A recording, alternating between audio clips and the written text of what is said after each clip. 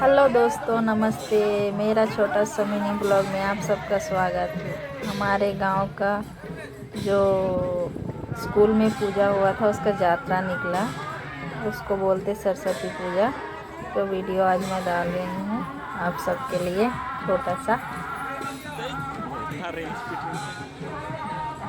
सब लेडीज़ एक कलर का ड्रेस पहना और उसका बाद में बच्चे लोग एक जैसा ड्रेस पहना।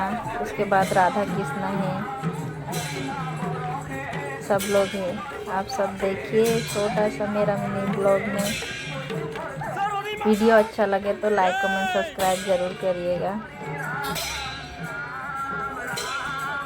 बहुत दिन का वीडियो है।